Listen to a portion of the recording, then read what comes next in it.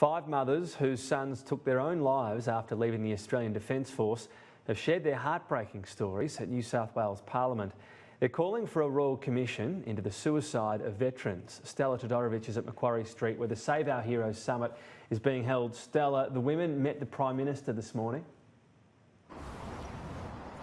That's right, Tom, and Scott Morrison reportedly told these women that he hasn't ruled out a royal commission into the issue. Speaking at the Daily Telegraph Save Our Heroes Summit today, these 5 brave mothers shared their stories of grief. We heard alarming accounts of multiple suicide attempts, trauma from their time of deployment and service, and also a lack of help from medical professionals and the federal government. Let's take a listen to what some of these mothers had to say today. We just go through day by day trying to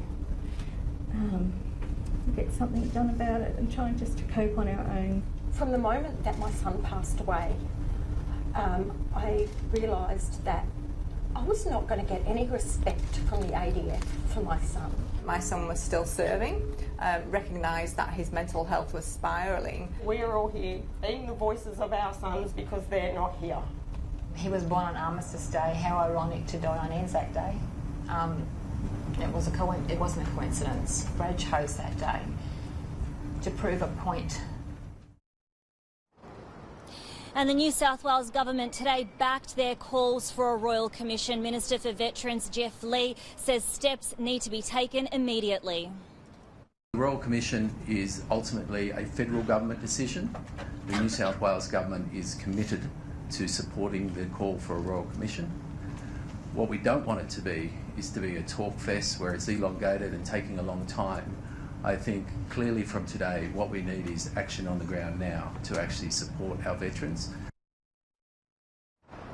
And Australia's most decorated soldier, Ben Roberts-Smith, also spoke at the summit. He spoke about the isolation he felt when he returned from Afghanistan, and he told Sky News that it's time to identify the problem and figure out what to do next. What it does tell us is the Royal Commission is important. It is something we need to deal with because there are hundreds of families going through this and we need to stop it. So instead of not talking about it, the conversation needs to take place and we need to identify the problem, and that's what the Royal Commission will give us. Tom, a petition for the Royal Commission has already gained more than 250,000 signatures, and these 5 mothers say that they're not going to back down until the government acts. Stella Todorovic, thank you. If you or anyone you know is feeling distressed, you can call Lifeline on 13 11 14 or visit lifeline.org.au to get help or assistance.